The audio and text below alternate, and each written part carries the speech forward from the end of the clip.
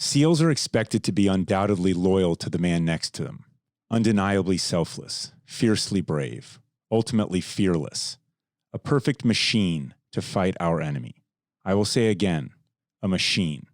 This has led to undeniable success over the SEAL history and without question the last 20 years since 9/11 and our war on terror. Like many of you, this also meant that my husband and I attended many funerals for those lost. For some, they were KIT, killed in training. For many others, they were KIA, killed in action. They laid down their heart on foreign soil in the face of the enemy. This act is seen as, again, loyal, selfless, brave, and fearless, met with words like honorable and heroic, where the deaths are glorified for their duty to serve. There is no question this is a righteous path for these men. As a spouse, this is the path we prepare for, the one we make decisions and accommodations for the playbook should we get the dreaded knock at the door. This was the outcome I feared, a fear that on deployments would move into my home like an overstayed house guest and would leave for an extended period of time on his return. However, in recent years, as activity has slowed overseas, another enemy has quietly creeped into our homes. An enemy that was brought back on the plane along with their gear and oversized kit bags. If these men were fortunate enough to evade direct enemy fire, the collision of months and years of high-impact blasts and explosives is without a doubt unavoidable. These excessive blast injuries have now become our new enemy. It does not discriminate, and its silent approach is terrifying. A concussive wave that rattles the body far beyond the brain. A seismic shift that traumatizes not only the brain, but all the organs and vessels down to the cellular level. What starts off as initial and commonplace PTSD symptoms such as bouts of anger, periods of avoidance, hypervigilance, poor sleep, and sensitivity to light are the symptoms many of us generalize of someone that is under high-stress combat and training for long periods of time. There are others who honorably served and came home with shrapnel wounds or missing limbs, a visual reminder of a battle fought. However, unlike them, our men may physically look no different, but they are currently in the battle every single day. This enemy finds him in the place he should be safest, not just in his home, but on home soil, the soil that birthed him, the soil he fought for, and the soil that should keep him safe. My father used to tell me, every decision you make comes with a consequence, and if you are okay with the consequence, you should be okay making the decision. These men chose to become Navy SEALs to fight for our country. Our families have chosen to stand behind them in silent support, with all of us knowing the ultimate consequence could be their life. What we didn't plan for is these men could become their own enemy. This is a combat wound as a result of war, fighting foreign threats. Our pain is deeper knowing there is no test and there is no cure.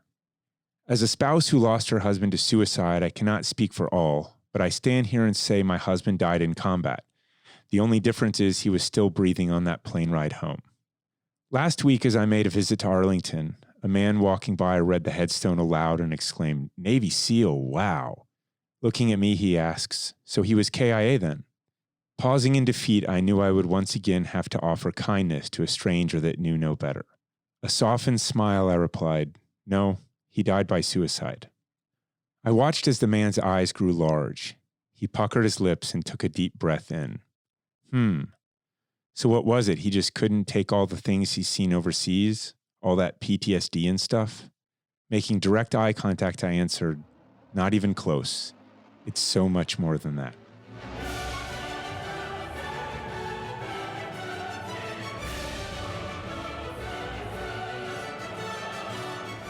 Welcome to Glorious Professionals, brought to you by GoRuck Media. I'm Jason, here with Emily.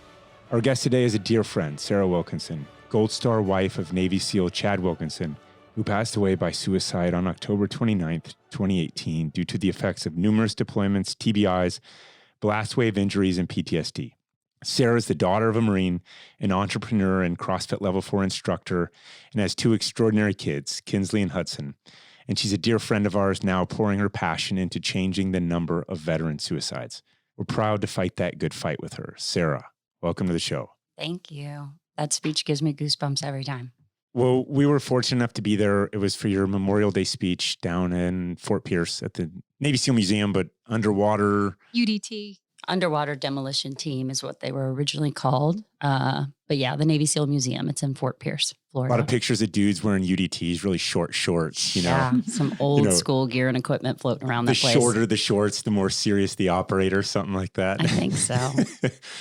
But yeah, it was a real honor to go down there. That was what, a 5-hour drive for SM? Less or so. Mm-hmm. And you're a gifted public speaker, and I think that you're the perfect person, tragically placed, to be carrying this torch forward to honor your husband's life and legacy. I want to get to that, of course. We'll get to Chad 1000X, and we'll get to all of that stuff. But I want to start how you grew up, and then we want to get to how you met Chad, and a little bit more of your story. Oh, well, I was gypsy. My dad was Marine, and I was born into it. So a military kid, born and bred. We moved a lot. As an officer, we typically moved every 2, maybe 3 years. So I went to about 15 schools, I think, before I finished ultimately. We spent a lot of time on the East Coast and then also lived overseas in Okinawa. What did he do in the Marines? He was an engineer. He's not your traditional Marine. So for anybody listening, if you met him, you'd actually be really surprised. But yeah, we were just a small family. I've got one sister, mom, dad, and traveled around, went to different school, a lot of times almost every year. So I went to a different school for 5th grade, different school for 6th grade, 7th grade, 8th grade, and then 9th grade. Wow. And then I was able to stay in that one high school for 9th and 10th, moved my junior year, was pretty angry about that one, and then finished 2 years there. So I met Chad the first day of high school, 9th grade. I was 13. He was in my PE class. You got a big smile. I can just... Because, I think everybody has stories in life that you think back to it and you can just remember it so vividly. It was a very small military school on Quantico, a Marine Corps base in Northern Virginia. And I had already had friends there, even though I just moved back. I had friends that had been living there for a while. So I entered 9th grade thinking I was pretty cool because I already had friends. And in a military school, everyone is DOD. It's on the military base. So it's a very unassuming community. I mean, we know what it's like to be the new kid. So people embrace each other pretty quickly. And the word was spreading about the Wilkinson brothers. Everyone's like, do you know who the Wilkinson brothers are? I was like, what in the world? Who are these guys? Thinking I was too cool. But I was in PE class sitting on the bleachers, and our PE teacher was calling roll, and he was sitting in front of me, and he turned his head sideways. So I saw his profile when they said Chad Wilkinson, and he kind of threw his chin up in the air and said, here. And I was like, oh, I like him. And that was it. I was done. I crushed on him pretty hard. So he was there because, he comes from a line of SEALs. Right? Yeah. It's kind of ironic. So his dad was in the Navy. His dad was a SEAL. His uncle was also a SEAL. His dad switched over to a different rate in the military when he was a lot younger. So he was flying helicopters for the president. He was kind of on that duty station, which is what brought him to Quantico. Because otherwise, I don't think we would have really ever crossed paths. So both kind of military brats. I've never met anybody that went to high school on the base. Yeah.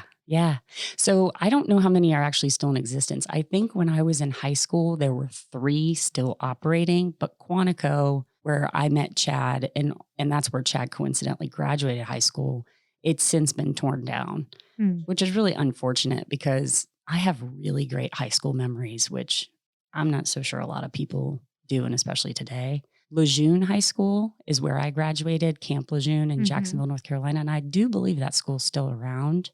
So how did it work with shifting? Or sorry, go ahead. Well, it just wasn't uncommon for me growing up. I went to a couple elementary schools as well that were on base, and all your mom or dad are in the military, and it's normal. I don't know. So what was it like when you had to leave then?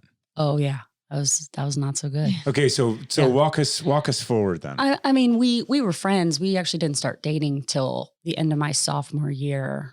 He got in a food fight in the cafeteria. I was like, what kind of food? Well, he had like a Hostess cupcake shoved into his shoulder when he came and asked me to homecoming. Isn't that impressive? He didn't care. He's got this Hostess cupcake. He's like, hey, I was wondering, you want to go to homecoming? And I was like, yes, of course I do. I'm sorry. What'd you ask? Did you know that was coming? that you were Did moving? you know he was going to come and ask you? No, and this makes me sound like such a jerk. So I had a friend, Sean, that were like, all right, we'll go to homecoming together, you know? And then Chad came and asked me, and I was like, and my friend Sean said, hey, I understand. Like, if you want to go with him, you can go with him. So that was like a good pretty friend. That is a good friend, because I was feeling like a big jerk, but no, didn't see it coming. So Sean was a boy. Yeah. It wasn't like two girls say, Well, I guess in today's world, that's don't what know. happens. You're being so progressive. No, this was like, you know, no, this was early 90s. So it's like, it was a girl and boy. I mean, hey, whatever, do you. But I'm just saying, typically. Well, I don't know. I mean, since forever, you know, girls go to the bathroom. Girls are always doing stuff together and stuff. I know. And it wasn't Especially like nowadays. it wasn't like exclusive. There was probably like a huge group of us going to go, but I wanted it to be more like I was going to go on a date with Chad. So you didn't know this was coming, though? You didn't know he was going to come and ask you? No. So what was the interaction like then before that? I mean, I can't imagine it was just, you know, you saw his profile that once in gym class and you crushed on him, and then all of a sudden later. Well, okay, first of all, you have to also realize how little the school is. I mean, he graduated, I think his graduating class was like 23 or 24 people. Oh. That's how small it was. And y'all are the same grade. He was a year older. Okay, 1 year older. He was a year older. Well, he's 2 years older, but a year older in grade. No, we were just friends. I dated one of his friends in 9th grade, and he had a girlfriend, and we were just friends. But I think I always had a crush on him. And then, you know, the boyfriend and girlfriend weren't around, and he'd walk by my locker and he'd say, hey. And I remember running into English class, old Miss Adenoffy, and I was like, you will not believe who just said, hey, to me. One day he came up, he said, okay, first of all, you have to realize again, early 90s, I couldn't drive, right? I was under strict rules. He said, hey, could I give you a ride home? And I was like, yeah, I was not allowed to do this. And my sister still laughs about it today. I walked inside the house. I was like, you'll not believe who gave me a ride home from school in his Jeep. Yeah. So was it your dad or your mom, or what were kind of the rules of? Like who was the rule setter Like in my house? you couldn't get a ride from. I just think it was like not. It was just different then, you know. I mean, I was 15 maybe, and you know, I wasn't really like riding in cars with friends. Mm-hmm. I hate to admit it. Even my mom drove me to school. You know why? Because I said, "Mom, cheerleaders don't ride the bus." How jerky is that? So you were a cheerleader. Oh yeah. Let's skipping that. Yeah. All right. So, hey, you're crossing in the halls. Obviously he had his eye on you too. Hopefully. Yeah, obviously. And so then you went to homecoming. Yeah, went to homecoming, and then we really didn't start dating then, but a little while later, classic, he's like, hey, I think I need you to help me with this history paper. And then he asked me out to dinner, and we went out to dinner, and then Hey seems to be his kind of go-to. He was very much like a hey. I mean, yeah, I mean, he Hudson kind of has that a little bit. It's a good move. He was never a big talker. Nope. he was never going to be the loudest guy in the room. I like the hey. Yeah, I like the hey too. So your dad's job took you to Lejeune High Yes. School. And Yeah. you mentioned that he wasn't your classic Marine.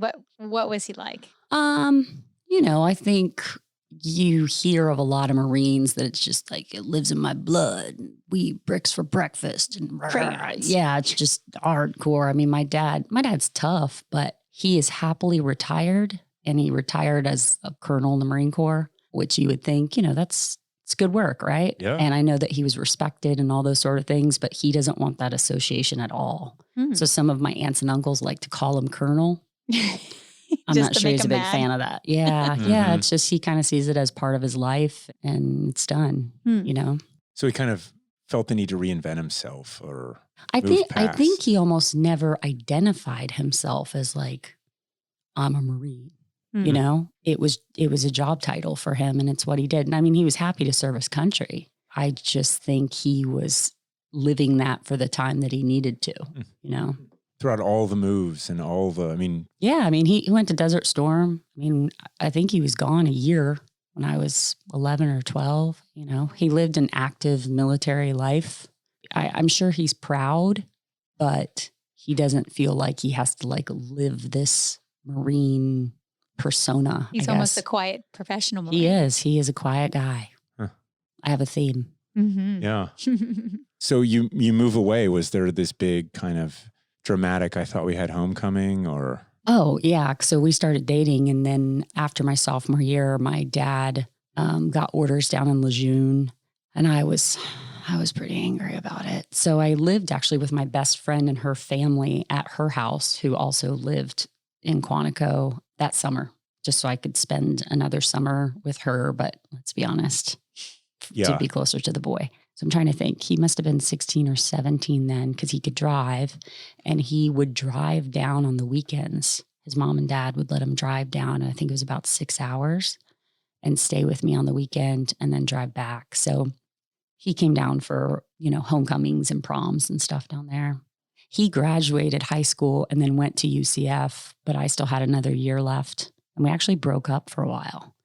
And he went and did the college thing, and I was finishing high school. And once he was a year in at UCF, because he always wanted to be a SEAL, but he wanted to try to go in as an officer. At the time, they weren't taking officers. I guess that's the easiest way to explain it. And so he said, well, fine. And he just left college and went right to BUD/S. Mm-hmm. So UCF, Central Florida? Mm-hmm. Cool. Yeah. Because his dad, after they were done, they moved to Florida. And so he just kind of followed his family and started college down there. And then you went to University of Florida. I did. But he was in BUD/S at that point.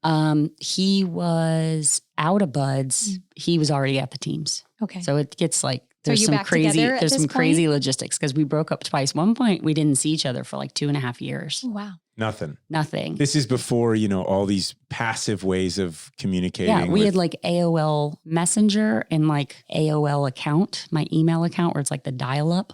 And I would stay in contact with his little sister. So he has a little sister who's 10 years younger, Courtney. And so I'd known her since she was like 5. And she would send me messages. So I knew he was in BUD/S. And this makes me sound like a complete creeper. I'm realizing as I'm saying this. It's okay. I wanted to see his graduation. And because I didn't trust myself to not like get on a plane and just show up there, my girlfriend and I went on a cruise. So I was like, well, if I'm on a cruise ship, you can't really get off, right? Anyway, he comes home from BUD/S. I knew he was there back in Orlando visiting his family because his sister told me. So I took a couple days off work. He sends me a message and says, hey, I'd really like to see you. And I was like, oh, I don't know. I got to see if I can get off work. Got to play hard to get. This is great because, and then this was even like, you don't have a phone for maps. I printed off directions off MapQuest. Mm-hmm. And I drove I lived south of Tampa to Orlando. So what, hour and a half, 2 hours, I don't know. I pulled over a couple times to throw up. I was so nervous. And then I get there and his brother answers and him and his brother are wrestling on the floor. They probably like staged the whole thing. Like, she's here, right? And I saw him and I instantly was like, oh. And so we hung out for the day. And then he said, I asked my mom if you could just like stay here a little longer. And I was like, okay, because I already had the days off work. So we got back together. Brilliantly played. Yeah. And so that was the first time we broke up. Yeah. So how many brothers does he have? He has 2 brothers. 2 brothers. So and the 3 of them. He's the oldest. Yeah. He's the oldest. And they're always just wrestling around. Oh yeah. It was chaos in their house and I loved it. Yeah. Yeah. And you're coming from this quiet house. Yeah. I mean, I'm the youngest, of just 2. It's just my sister and I, and she's 6.5 years older than me. So our dynamic in our house was so different than their dynamic. Both loving households, but 4 kids, it's like there was soccer balls bouncing and dogs barking and wrestling happening. And I loved it. God, that's awesome. Yeah, it was fun. Oh. It was fun. Cool. So that was the first time y'all had broken up, but you guys got back together. We did get back together. And now he's a big, bad Navy SEAL. Yeah. Well, yeah. So he had to go then they had like these A schools where they had a specialty. They don't really do that so much anymore. So he had to go to Fort Bragg and become a medic. And I ended up he went to the SOCM course. Yeah. Oh, wow. And I went to Methodist College for 1 semester. Convenient again. Yes. I had a long-term plan to stay there, but it was a small school and I just didn't like it. So, And then he ends up finishing that school. He gets stationed at SEAL Team 8, which is in Virginia Beach. And I ended up going back to Florida with my parents. And I did some community college down there. And then I transferred to the University of Florida. But then we broke up again. Okay. Why'd you break up? Well, I think it comes down to like you're 19 years old and you're in college at a really big college. And he's like a team guy. Yeah. And you just are living such different lives. And I think it was just like, all right, we'll just And just not together. Yeah. either. I mean, we just went, he would drive down for a while. He would drive down to UF. I think it's like 14 hours. He would leave after work on Friday, drive to UF, stay with me Saturday, and turn around and drive back on Sunday. We know this life. Yeah. I mean, Live it's that life. just, yeah, you guys can understand, right? And you're just in it and you're madly in love. Oh, yeah. And yet it's just so hard in a way that you don't understand. Yeah, because I think we just wanted to be, we were both doing really cool things, but we wanted to be able to be doing them with each other. Yeah. And we dated long distance for so much, and it was hard. It was really hard. So how did it come circling back? So we broke up, and I thought that was that. And I ended up having another boyfriend in college for a short period of time. He dated another girl. So let me go back. Was it like, what kind of a breakup was it? Dramatic breakup or just kind of a somber, this is kind of how it has to be breakup? No, when we broke up in college, when things were bad, it was bad. Like, I think I went to my final the next day in like bunny pajamas and didn't pass. I was like that girl. Yeah, I did. I remember I had these pajama pants that had bunnies all on them. No shame. Walking through the UF campus. So I had to like With live like that. rapper shades on or something? I wish it was that cool. I don't know. Yeah. And he did his first deployment. So his first deployment was on a ship. It was on the USS Enterprise. And we weren't together, but so he started sending me emails on my AOL. I actually printed them all out a long time ago, and I just recently found them. Yeah, it was pretty cool. That's But cool. he just said, you know, I told the guys, I can't stop thinking about you and wonder how you're doing, all that sort of thing. So those kind of emails started happening. And then me, being a jerk, was like, well, you know where I live. And he came home from deployment and he drove to my house and showed up at my front door. Wow. And I did the same thing I did in high school, like said hi. And then I went in my bedroom and leaned against the door and was like, oh my gosh, he's right there. You know, I've always loved him. It's just him. Mhm. So then what? So we hung out that day. I didn't really know how this was going to go, you know? Well, I mean, he drove. Yeah. I mean, you kind of maybe thought. So I was like, hey, I'd like you to stay a little bit longer. And he stayed. And this was May 99. And he proposed to, we got engaged in July 2nd. And Oh, just a couple months after. Mhm. So we were engaged, and I decided that I was still finishing my degree, but I had to do an internship. So being smart, I figured out how to do an internship in Virginia Beach. So I went up there and was going to do the internship for the whole fall semester. And while we were there, he was also going to deploy. So we just knew we wanted to be married, at least on paper. I mean, let's be honest, there's a lot of military people that do that, but Mhm. we just wanted to be. You're looking at two of them. Yeah. I mean, we just Mhm. wanted to know we were married, you know? I think our family probably wanted the big wedding almost more than we wanted the big wedding. I mean, at this point, I didn't really care. I just wanted to be wherever he was. Wherever he is, that's where I want to be. Mhm. And so we found this guy, this Justice of the Peace, and he said, I can marry you in my backyard. And so we went. And then when I moved up there too, I was living in a townhouse with him and like 4 other team guys. It was honestly like one of the greatest experiences of my life. So awesome. It was so cool. And the place was just crazy. And there was no decorations. I know I'm jumping around, but you have to get the visual, like me and these dudes. And there was one massive sofa and there was a kegerator in the corner with a trident for the pull. And that was it, and a TV. And I told the guys, I'm like, listen, you guys need some decorations or something. Like hang some stuff on the wall. And they're like, okay, copy that. I come home, they hung shooting targets up. You know the targets that look like real people? Yeah. Like the guy's got the girl in the headlock and you got to figure out. That's what they hung up. Yeah, that's what they hung up around. Would And I was like, would they throw darts at it or anything? no, I think they just were like, she asked for stuff on the wall. There you go. Did they act like you're the din mom, or were you like one of the guys? No, they were cool. They And were the truth cool. is it was always kind of in passing, you know, because Oh, yeah, this guy they're might in be it. on a trip and this guy's here. And there were a few times though you wake up and there's like a random girl in the kitchen. You're like, hey, what's your name? Jessica? Cool. I'm Sarah. I live here. I'm married. No.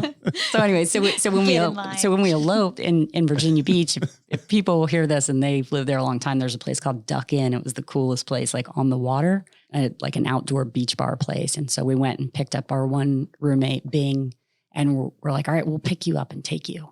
So we pick him up and he's in the back. I think he'd already had a couple beers and he's all like, hey, why do you have a ring on your finger? We're like, well, we got married. He was the first, probably the only person that really knew. Then I think years later, I think my mom and dad knew probably before Chad's parents ever knew. How did he propose? In the Florida Stadium. Oh, So, really? Yeah, not like during a game or anything, but the Florida Stadium. Swamp. The swamp. Wow. That's right. It's pretty cool. At the very That is top cool. on one side below one of the scoreboards is just a small little place, I guess, where like cameras, like the guy with the tripod. Mm-hmm. And we just went for a walk and he's like, let's go up here. Let's see it from the very top. And I was like, okay, that's where he proposed. That's cool. Go So, Gators. Go Gators. Well, I love the swamp. I used to go there as a kid. I moved to Gainesville when my mom was in school Yeah. there. Awesome. It's a special place. It It's is. even more I special love with the that. swamp too, but that wins. It is. Yeah. And, I just took Hudson to his first game, the Florida State game the year before last. So it was pretty cool. We were on the end zone that looked at that spot on the opposite of it. And so sitting there with him and seeing that, I was like, yeah, it's good. Cool. Okay, so he's done one deployment now. Mm-hmm. It's 1999, 2000. Yeah, 99. Okay, so I'm working towards kind of 9/11. Yeah. I mean, was this sort of normal, quote, quote, happily married SEAL and wife for a couple of years? Or what was the assimilation like for you? Well, I think we were, I was just going straight in to be a military wife, which was never a goal of mine. It just happened organically, but it was a life I'm used to, Did you move out of the team house? We did. We did. So I should have been more succinct with. Yeah. So we were there for a few months. I actually ended up pregnant with our daughter. So it was like we weren't trying, but we weren't not trying. You know how that works. So a couple of days before he left on deployment and right before I graduated college, I was like, wait, does one line mean yes? Is there two line a no? What's happening? And he was like, what? So I moved back home with my parents. He was deployed. I came back to Virginia Beach May of 2000 and bought a house without him. And then he came home from deployment. This was, the summer right before 9/11. And our daughter was born in August and he was back at Team 8. And I remember that day. I mean, don't we all remember that day so clearly that she was like swaddled in a blanket. I was cleaning the living room when the Today Show broke out and gave the news. And I instantly started trying to call them. This is when we had our first cell phone. Mm-hmm. So our daughter was born in August. And that's when we were like, we probably need to get those cell phones. And that's what I was trying to call him on. He wasn't answering. Yeah. And then he came home from work. He still had on PT shorts and a white t-shirt. We both looked at each other like, what is happening? It was going to change your life. And You I just don't didn't know even at think, the time. Yeah, I don't even think, maybe he did, but I don't think I really thought like how much Yeah. my life, our life, his life, everyone's life was going to change. I don't think it was really hitting me. Yeah. So, How could we have known? Yeah. But it did. Mm-hmm. So our daughter was born sick too. So it's like I'm dealing with a sick baby and he's just going to work. So Yeah. So what was wrong with Kinsley? Kinsley had a heart defect and she had open heart surgery when she was 2 months old. So she had a hole in her heart basically, which is actually a pretty common heart defect, but hers was pretty big. It was about the size of a dime. She was like 6'2" when she was born. So pretty big hole. Yeah. And, you take your baby to the 1 week checkup like all parents do. And I'm young, I'm 23. I don't know. And the doctor was like, yep, she's good to go. And it was Chad that said, can you check her respirations? Because her heart rate and respiration, they just seem really high. And he listened a little bit more closely and he said, yeah, you need to take her to Portsmouth. And we took her and pretty much immediately they determined the hole in her heart. Wow. And yeah, she was pretty sick. And they kept telling us she needed to be 10 pounds and or 6 months to have surgery. And she was not ever going to make that. They wanted us to go to the local hospital for children in our area, but we researched and knew that we wanted someone who just comes in and operates on a little baby's heart every single day. Mm-hmm. And we found a doctor at Duke. Shout out to Dr. Jaggers. I mean, in my mind, he saved her life. So I called as a panicked mom and I said, she needs this right now. And so fast forward October 30th, 2001, Kinsley had open heart surgery. Gosh. That's a lot going on. Yeah. Yeah, it was a lot. Looking back on it, Sometimes when you're in the middle of it, you just don't realize what you're in the middle of. And I think I was so young, I'm just going. But I look back now and I think, man, that's crazy.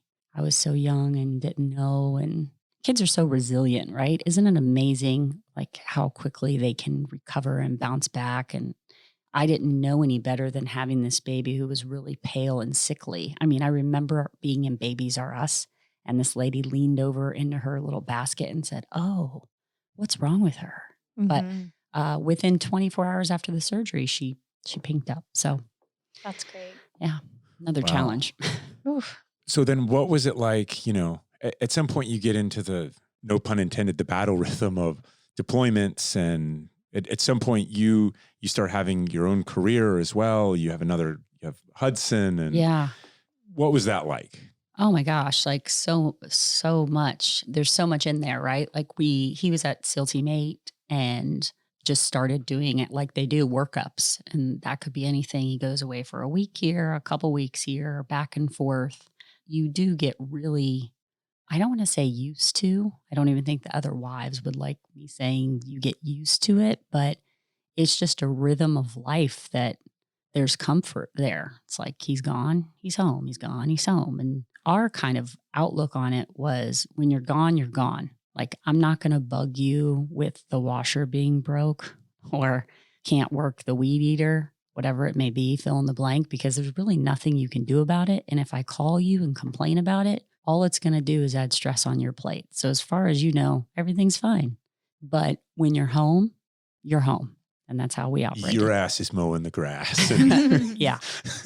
Well, I mean, I'll be honest. It does take a very unique personality to be able to survive and thrive in this life, to be married to guys that do this work. It's hard. So what does it take? I almost said balls, but that would just work against me, wouldn't it? No, it works. Figurative balls. I think it takes a little bit of fearlessness, really. And it takes a lot of resiliency and independence and intelligence. There's just a lot of things that you have to do alone. Having done this for 20 years, how many birthdays have I spent alone? Valentine's days, anniversaries, shopping for Christmas presents. I mean, fill the list, whatever it is. I mean, I could probably count on one hand how many Christmas trees Chad helped us pick out. And it's easy for me now in my position to sit here and say, that's kind of sad. There's a large chunk of my life that I don't really feel like I got to live like other couples my age have lived. But then on the flip side of it, there's a large part of my life that I've also seen, experienced, and lived that other people will never understand.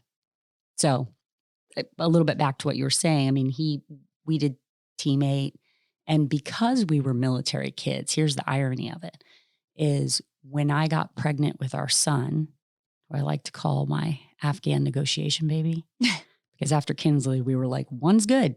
I mean, she was tough and one and done. And then, you go to Afghanistan and you come back and you're like, well, you're really cute. All right, maybe we'll have one more baby. Wasn't much of a negotiation. No, it wasn't. So when I was pregnant with Hudson, I think it's when Chad and I were starting to, as a lot of people do, the grass is greener, right? And because we were military kids and because we moved all the time and we experienced our dads being away for long periods of time, we thought, we want to give our kids something totally different. We want to do the whole like civilian 9 to 5, the whole deal. And so I sold our house and packed up my house. I was pregnant with my second and moved us to Raleigh, and he was deployed. So he was supposed to be doing his last deployment, right? With quote, SEAL Team 8. And the guys would even tell you, Chad told me that one of the last trips they took, they were jumping. And they were making fun of him because he was going to move to Raleigh and work in pharmaceuticals. And they were jumping out of the plane being like, you're not going to do this shit with your pharmaceutical buddies, are ya? It's like, damn. And yeah, so we made this huge shift, moved to Raleigh. That's where his family a large part of his family still currently lives. So he was on board with this, or you were mostly driving it? No, because that's not how we were. You guys decided. Yeah, it wasn't like, this is what you're going to do. Like, no, we were a team. And I mean, truthfully, I think Chad would sacrifice a lot for his family. So I think he really was just trying to do what was best for us. I mean, do I think he still wanted to be a Navy SEAL and kick down doors and jump out of airplanes? 1,000%. But he felt like he was doing the right thing. And we moved there and he got a great job and we had a cute house and a wraparound porch and the whole like American dream deal. Lived in this massive community. We made some great friends and we literally hated it from the day we started. So that lasted about 2 years, 2.5 years. And I will never forget, well, what he will tell you is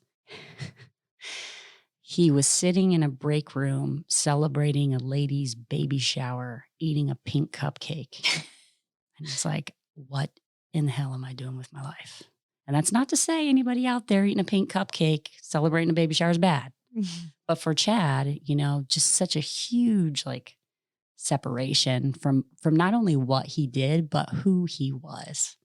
You know, I mean, I've known him since I was a little girl and I still say today, he was born to do this. This is what he was made for. So he was leaving for work a while later and he wore a suit and tie and I grabbed his tie and I flipped it. And I said, that's stupid. We're going to sell this house and we're going to go back in. We put a sign in our yard. I think we sold it in like 2.5 days. We got rid of a lot of what we had. We put all the rest of what we had in a storage unit. We filled what little we needed in a U-Haul. And they took him back as a SEAL, but now he had to go to the West Coast because at this point he hadn't deployed for almost 3 years. I don't know what the rules are, but after you finish BUDS, you go through what used to be SQT. Now it's called STT. I might have flip-flopped those, but SEAL technical training. It's additional training after BUDS. And they said, you need to go back through this training because you haven't deployed in almost 3 years. And he said, all right, I'll go do that. But if I do that, I just want to go to a West Coast team because I'm going to take my whole family with me. It's a 6-month course, but great. The kids and I again get on a plane, fly to San Diego, get dropped off. Chad gets in a U-Haul with a bunch of Red Bull and sunflower seeds and drives for like 3 days, just like jamming, pedal to the metal. And we found this little apartment. And, you know, I think when most people hear that, they're like, gosh, you guys, that was crazy. But for me, it was like I was going home, you know, I was going to something that was familiar to me and I was getting him home. Is what it felt like. How great that you were both on the same page at the same time for that. Yeah. I mean, I remember, I have journals and I remember landing in San Diego and we got there, the kids and I, we were, he was obviously out in Coronado. So that's where we found a little apartment and we stayed at this hotel and I asked the front desk if they had beach toys and I took the kids to the beach the day we landed. And so Hudson's like 3 and Kinsley's 6. And I remember thinking, this is going to change my life forever. My life is about to change right now. And it did a lot. But it was also a familiar gypsy life. It was. You missed that life. Yeah. I don't sit still very well. Living in one place. It's tough. It's really tough for me. Jason likes to call that the pace of humanity. Pace of humanity is not for me.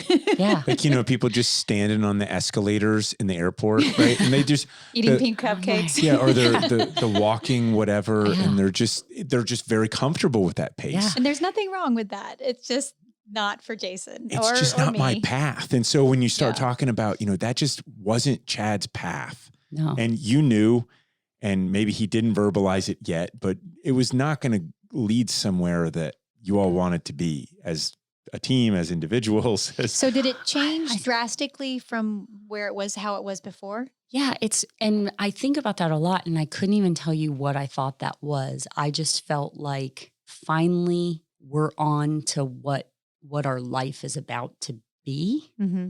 I don't know if I'm even doing a good job explaining that. It just felt so right to have gone back and be where we were. And maybe it's just the fact that I'm a military kid and I was in a brand new place. You know, I'd done Virginia Beach, checked the box. went to Raleigh, checked the box. Now I'm in San Diego. Awesome. I don't know this place. I didn't live there as a kid. Chad was born there, but. And it's an adventure.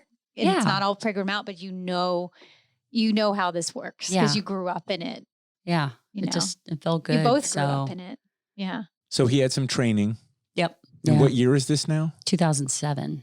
Okay. So he was out from which years to which years? 05 to 07? So he was officially out, I think, October of 2004 to he came back September of 2007. Okay. Just for context, I mean, that is when the wars were raging. Yeah. Because that's when I was in. Yeah. And we had friends. So at this point, because when Chad came back from his second deployment, I think it was, I remember this was back in the day where it's like we could go to the airport. They would fly into Norfolk and we'd pick them up at the airport or we'd go meet them at the teams, so we'd just be in the back bay. And before the truck came with all their gear and stuff, we went to this Mexican restaurant. He said, hey, I really want to go to Dam Neck. And it was the only time I looked at him and I said, oh, hell no. Hell no. And so this was before us getting out and everything. Like he wanted to go that path a long time ago. And I said, no, but a lot of our other friends. So explain that path. In terms of going over to like SEAL Team 6, right? A lot of the guys that Chad was in with, they'd done their 2 or 3 pumps of deployment to be able to then go over. Try out. Yeah. Thank you. Screen. But yeah. Screen. Got it. And so he wanted to go do that years before. And I said, no. So now we're in it where it's like, we've got friends that are in a bunch of different teams or they've since made their trek over there and it's hitting them pretty hard. Why did you say no? That's a good question. I think I just thought what you do is dangerous. And that is like, that to me was like, okay, now we're really playing with fire. When in reality, I should have just looked at it as, why would he not have wanted to go do that? These are people that are like, well, I want to be the absolute best. And in that world, that's what that's considered, right? I think I was just getting tired. Again, we're going back a little bit. This was before we got out of the military. And I just thought, I just want you to be around a little bit more. Like, can you somehow take like more of a desk job? Desk job, but in the military. Yeah. And they do. I mean, they have, quote, shore duty billets. That's what I was hoping for. But he wasn't built for that. Yeah. No. All right. So you're in San Diego. You have friends because you've now been around a while. Yeah. And is he about to go on another deployment? So there's always another deployment. Oh yeah, right? there's always just one more. That's the joke with us wives. It's just one more. It's just one more. So he did this training and you realize like he's a guy that's been on 3 deployments at this point and he's with guys that just finished buds. So in typical Chad fashion, I think he kind of looked at it as a way to also like be a mentor, and talk to them. Like, this is the way I use my gear and this is the way I do this. And the plan did not go as planned, but the plan was for him to finish that and go to a West Coast team. So we would just be this little family happily living in heaven over there. Instead, the CO from Dam Neck came and spoke to the guys and they kind of just say like, hey, in the future, if this is the pipeline you want to go down, blah, blah, blah, blah, blah. Chad used that opportunity to go up and say, hey, my name's Chad Wilkinson. Here's what I've done. That's my long-term goal. I'd like to eventually make my way over there. And the guy pretty much said, we'll fly you out now. Like, we're going to skip all this and just bring you out. And I remember standing in my kitchen making breakfast when he came in and said, hey, I'm going to go to Virginia Beach next week and do this thing. And if it works out, I'm not sure if it's going to work out, but if it works out, we're going to move back there in 3 months. It's like, great. And that's what happened. And you're in Coronado. Yeah. And this was January. And loved it there. Yeah. This was January of 2008. And and April of 2008, we were back in Virginia Beach. Wow. Yeah. They wanted him. Yeah. So. And it was a very kinetic time. Yeah. I mean, it was busy. It was just, there was so much happening. I'm sure that CEO is looking at him with his 3 deployments and record and being like, yep, we'll take you, Hopefully. I mean, I hope. I think he had a good reputation. Yeah.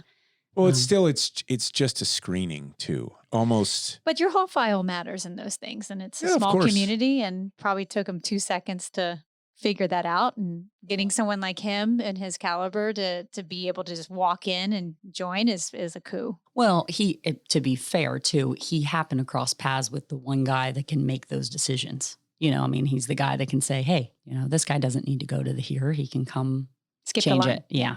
So You gotta seize those moments, I guess. yeah. So we're back in Virginia Beach. Yep. So then, I'm just equating it to other tier 1 units, the deployments are short. Mm-hmm. Where are you personally? Have we started on the CrossFit journey yet? We did in Coronado. So that's another reason my life changed. So Okay. I'm a mom and I got these 2 little kids, but I got to also find something for me. And Chad started CrossFit in North Carolina. And so he put me through some workouts in the garage. And I was like, listen, I'm in shape. Okay. I don't really need to do these workouts, but okay. So I started, maybe this was 2006. By 2007, and we're in Coronado, I pass a gym, CrossFit Coronado. So I call it. You know who owned that gym? A guy named Andy Stump, an ex-team guy. I don't think he was expecting anybody to call him because it was a brand new gym. I don't even know if it had opened yet. He's like, hey. So that's how that phone call went. Hi, Hey. My name's Sarah. I saw your gym. I want to come. And I ended up just going to that CrossFit gym and learning CrossFit, and then found this girl that I was determined to be friends with at the park. So I invited her to come do CrossFit. So then we did CrossFit. But when we moved to Virginia Beach, now I'm like in it, right? I'm doing this 4 or 5 days a week. Turns out I'm not that fit, which is what I liked about it. It was just a kick in the butt, right? Learning a lot. And I had gone to a level 1 seminar before I left San Diego, not because I wanted to be a coach, but just because I wanted to kind of better understand what it is I'm doing. But when we got to Virginia Beach, the 2 gyms in the area, so we're talking early 2008, they just didn't really have a safe place for kids to be, right? It wasn't that I couldn't come. It's just like, what are you going to do with your kids? And we rented an apartment for a brief period of time because we weren't sure where we wanted to live in Virginia Beach. And with that apartment, we rented a garage. And Chad bought enough equipment for us to work out together. Well, then my girlfriend said, well, can I come work out? And I was like, sure. And the coaching was great. It was like, let's squat. Here, you watch me. See that? You do that. Looks good. I mean, it was very like archaic. And then slowly they're like, can my friend come? Can my friend come? And by July, we had like 20 people lined up one day, and I'm running like 2-man heats. We took a Suburban awesome. And we would back it up close to the gym, and we would put all the little kids in it because it's just in a parking lot. We'd pop the back window of the Suburban, and that was the corral. It's like, you're going to sit in here for 45 minutes while we throw weights around. The Thunderdome. Yeah. And so that's, I got really focused on, I always like sports and athletics and stuff, and exercising and just hanging out with good people. And Chad was really busy with work. And so that's where we both kind of like found our flow. Now, didn't he qualify for the games or something? He did. So typical Chad fashion. So 2008 was the first games at the ranch. And then 2009 was sectionals, if you guys can remember that. And so our sectional was in Virginia Beach, close by. And so Chad's like, hey, I think I'm going to do that. I was like, okay, because we opened a gym. So after all that, I opened CrossFit Odyssey in 2008. And so this must have been early 2009, April maybe. Sectionals came down, and Chad just saw it as like, friendly competition. He said, I think I'm going to go do that. I said, I think that sounds great. And he went, and he surprisingly, he kept doing pretty decent. And I think on the second day or at lunch, I can't quite remember. I remember looking at him and I said, hey, you might actually qualify for this thing. And he looked at me and raised his eyes, and he's like, I know. And so they took 6 guys that year, and he was 4th. Did he go? No. Oh, right. So they set them all up on plates. So there wasn't like, the big box you stand on for first place. It was like 5 45-pound plates. The second guy plates was like 4 45-pound plates stacked up. So Chad was 4th.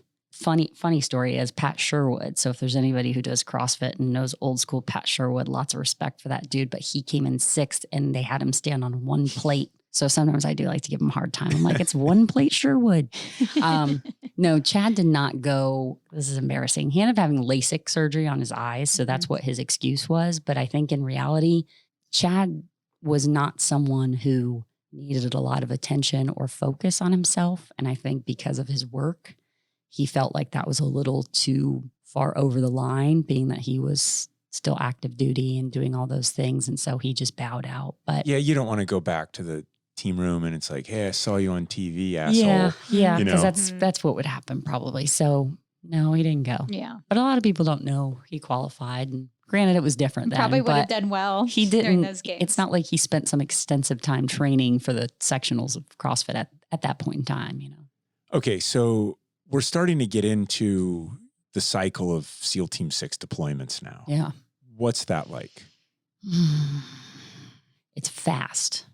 It's really fast. Like your life goes at warp speed because if they're not deployed, they're on a training trip, truthfully. I mean, they really are, unless they're the next group to go and deployment, then there's a little bit of downtime. But for the most part, he's either on a work trip or he's deployed. And for he and I specifically, I felt we lived going 100 miles per hour just because his job was busy. My job was busy. Sometimes we were just like literally crossing paths.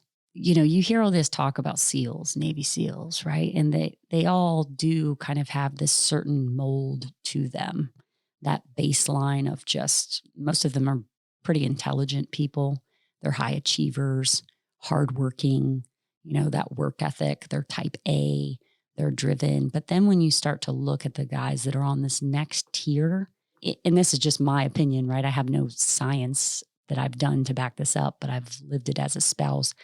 There's just something that separates them, the ones that last, the ones that really find longevity there. So I think as a spouse, I hate to say the word complacent, but you kind of just take it as, well, this is just what happens, right? This is just what happens when they're here and when we're here, is that you spend a lot of time alone and you learn to rely heavily on the other spouses and in that community for like support for anything, you know, sick kid, you know, getting stuff from the grocery store. And the guys, at least for Chad, you know, he just started to get, I think, quieter and quieter. And I look back now and I think about how he was when he was at Team 8. And then I think about how he was when we were out of the military and the way that he interacted with not just myself, but our friends and family. And then in Coronado. And then once we came here, I would say by 2012, things were just different. So you can go back to that, to around that time period. Because it seems, I know you've probably thought about this a lot. I have. And I wish I could say like, oh, there was this one thing that happened, but he didn't share tons of details with me. And to his benefit, I didn't ask a lot of questions either. I think it was just being a military kid too, and understanding the profession and really just trying to be respectful and honorable to Chad. I just kind of felt like that's your thing and I will happily listen, but I'm not going to hound you because maybe that's just like, maybe there's a certain place you just like to keep that. Mm-hmm. Looking back, obviously, maybe I wish I would have asked more questions, but I've had some of friends share some stories with me and I know that there was a pretty big blast probably around that 2011-12 timeframe. I'm pretty sure he was blown out of his bed, sleeping. So like a RPG or something came in and blasted them and they were all jacked up. And his friend told me, I think there were 3 of them that ended up after that deployment going to like brain treatment clinics because they had, concussions and ringing in their ears and all that sort of thing. And he said every one of them had symptoms, of a blast injury, TBI. He said, Chad never said anything. He said, but I'd have a hard time believing that he wasn't affected if he was in the same situation all the rest of us were. And Chad never went to a brain clinic. Oh, really? Yeah.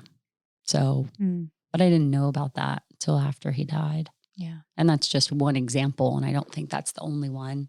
I know one time he told me he fell off the back of a ladder. I think it was a pretty tall ladder, 15 feet or something, 12 feet.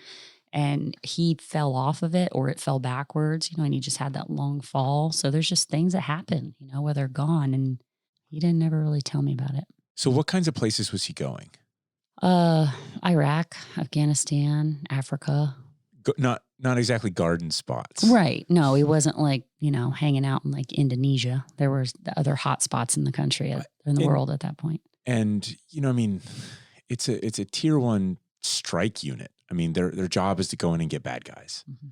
I mean, was there any consideration about the degree or the volume of just violence that he was a part of? Is that something that comes up, that you think about, that is talked about? I mean, No, that's not talked about. The idea is they're built to do this, you know? They're Navy SEALs. I mean, you know, for Chad, for being a guy that didn't like brag or boast a lot, what he did like to say to me at the house when I would give him a hard time about something, he'd drop his voice and he'd say, "Baby, I'm a U.S. Navy SEAL." And I would be like, I don't give a crap what you are. Take the trash out, man. You know? So again, there's not a lot of conversation. I mean, if the conversation happens at work, I've never heard about it. And I don't think the conversation happens among wives or spouses, or who I like to call their first responders, right? Like, who's the first person in their life? Because I think you just don't know what you don't know.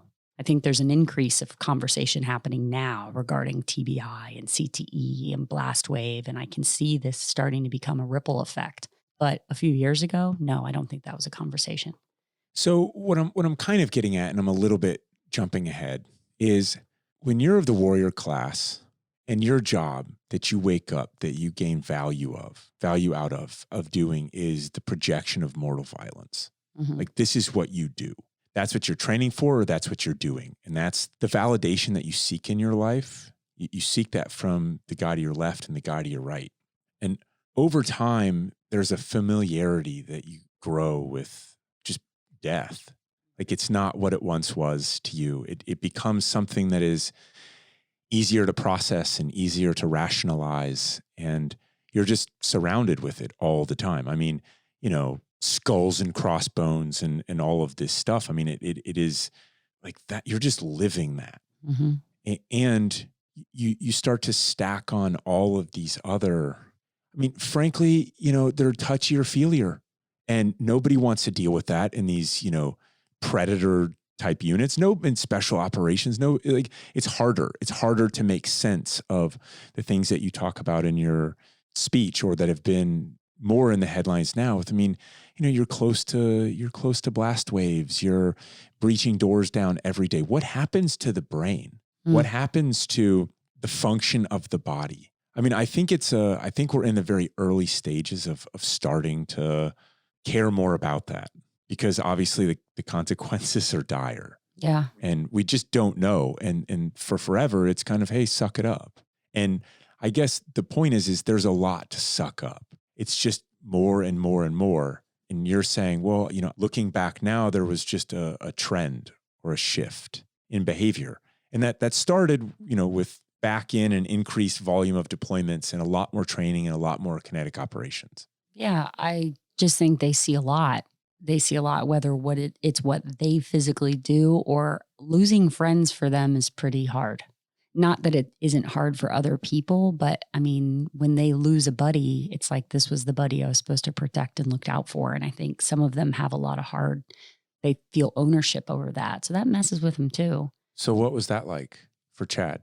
Well, this is what's like hard for me to talk about sometimes, because Chad didn't feel like he had any friends.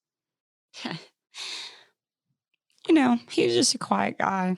So, you know, there were the guys on his squadron, and they'd shoot texts back and forth and stuff. And I would always try to encourage him to go hang out, because I know that that's important too, you know, just to have that bond with those guys. And like, why don't you ever go? Like, I don't know, go to that barbecue. Or there was a while when we first got to the command, there was a lot of barbecues and parties and things, and it was always really fun. And then after a while, we just stopped going to anything. For a long time, I thought maybe he was embarrassed of me, and that's why we didn't go. And I'd like to think that's not what it was. He would just say, I'm with those guys all the time. I don't need to go be with them. But then on the flip side of the coin, he would just say, like, I don't have any friends. You're my friend. And I see. I mean, we went to a guy's wedding, or not wedding, gosh, his funeral. You know, it was packed. I mean, it was standing room only in the chapel. And when we pulled away, he said, there was a lot of people there. And I was like, yeah, there are a lot of people there. And he just said, I don't think that many people would come to my funeral. And that'll sit with me forever. Yeah, that's really hard. No. There's pockets. I mean, there are a lot of people that have very close relationships, and there are a lot of girls that, and men too, they talk about people in our community because it's not that big of a community. But there are so many people that I don't know because we weren't super active. And I just don't know why that was. I don't know if Chad was seen differently, or was he just a really quiet guy that he didn't reach out? And, you have to also consider that we were military kids, and whether it's good or bad, part of who we are as people is he and I both, I think, have always been a little more quiet in terms of not really reaching out for people, because you learn as a military kid, when you move all the time, all you have is yourself or your siblings. So you kind of learn to not rely on people. Your brother said you want to wrestle to the ground. Yeah. Did he withdraw from his siblings at all during that time? I mean, he didn't talk to them that much.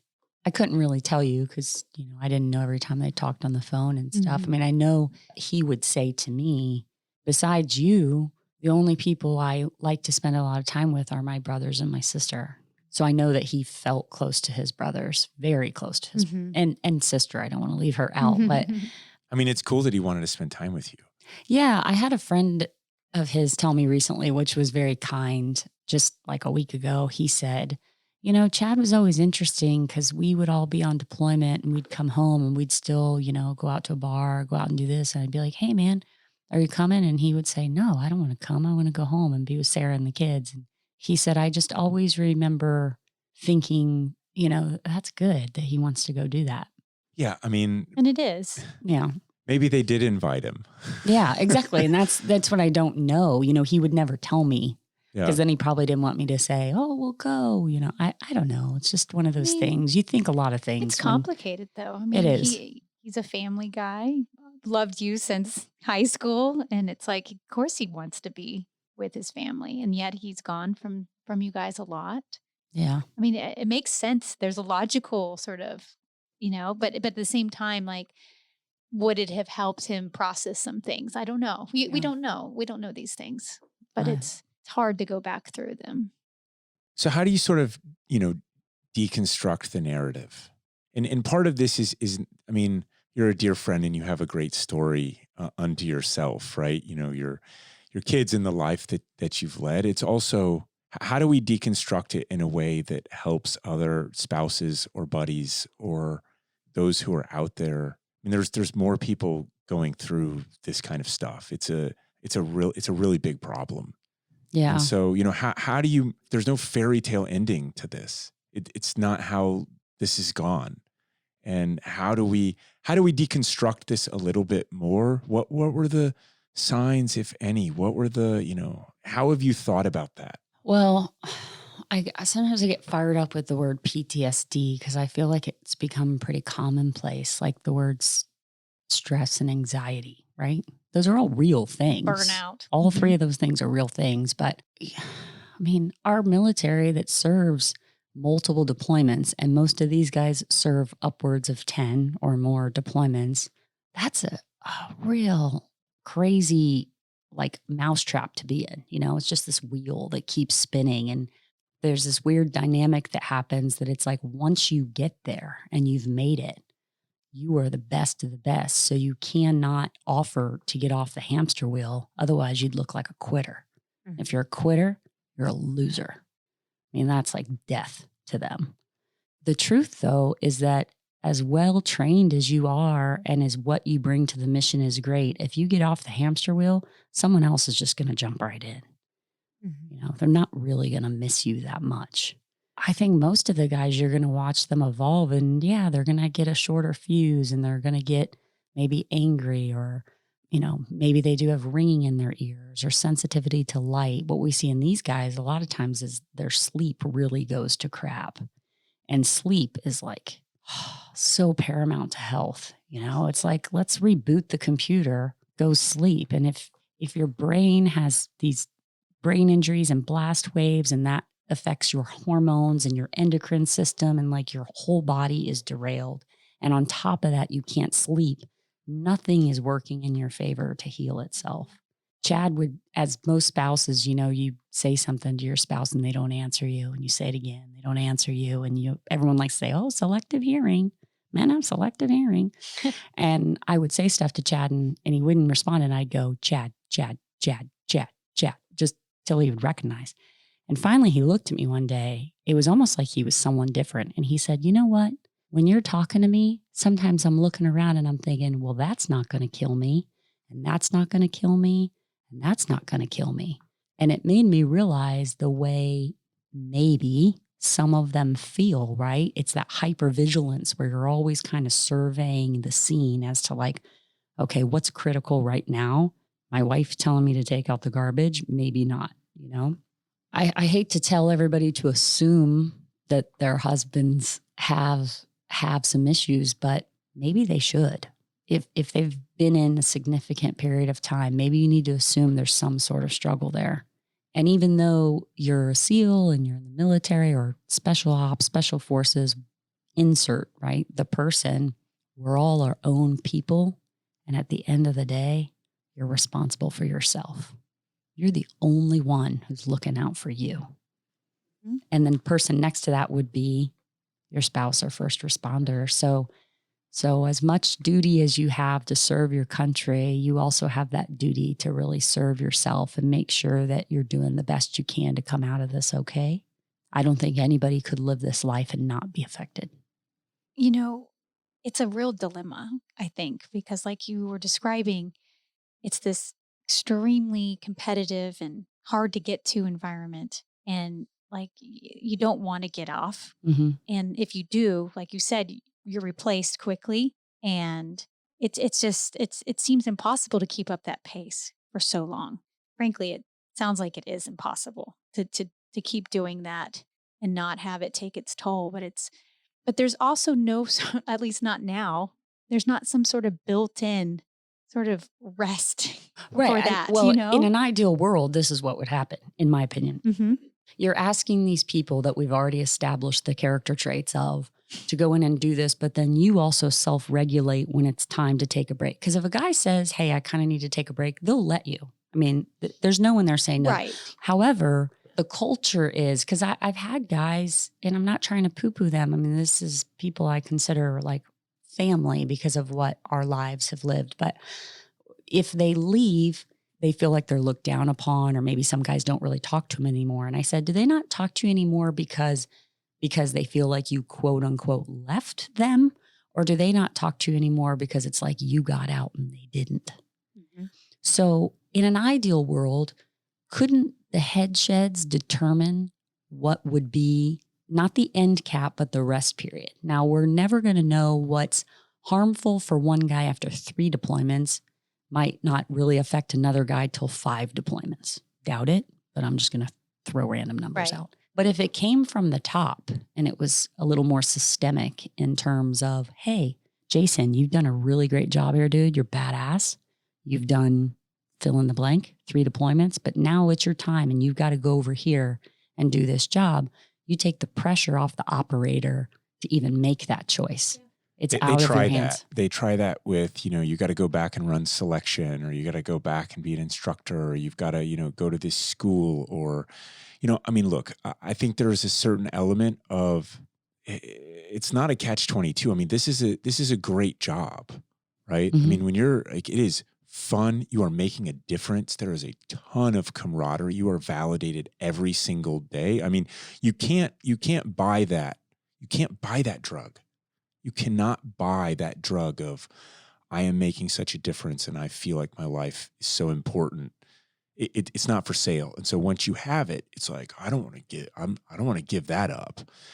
And when you combine that with the demands, especially at that time, from 2001 until now, you look at DevGru, you look at Delta, or you look at, SF. These units that are just deployment. We can take this as far back as, what's the actual mission and intent of going after a bad guy every single night on a certain deployment. I mean, we can play this a really long time. I mean, I think basically what I'm getting at is ultimately, I think you're going to have to start to treat guys like they're professional athletes that have a high degree of likelihood of brain injuries, and they are uniquely and especially suited for avoiding and evading any type of capture by command or otherwise to sideline them. Like, no, coach, I'm fine. And, meanwhile, you've got smelling salts and you just, gave them to yourself so you could get back in, and you will do that until you literally can't do that anymore. And that's something to where, my hope is that we're able to get to, it's such a kind of analogy of sorts, but we've been watching Star Wars with our kids. There's these things where,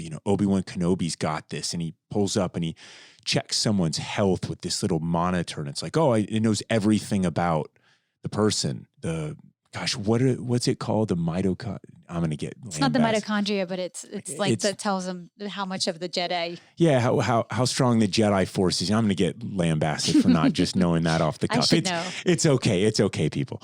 How do we work backwards from that, and how do we get there faster at the same time? And one is bottom up. One is absolutely like the command and the teams themselves. I mean, there's got to be some mentorship. There's got to be, people that they can't just go after, Well, that these guys trust that this rest period is not permanent, or that, like it's, you know what I mean? Like, I'm not getting kicked off the team.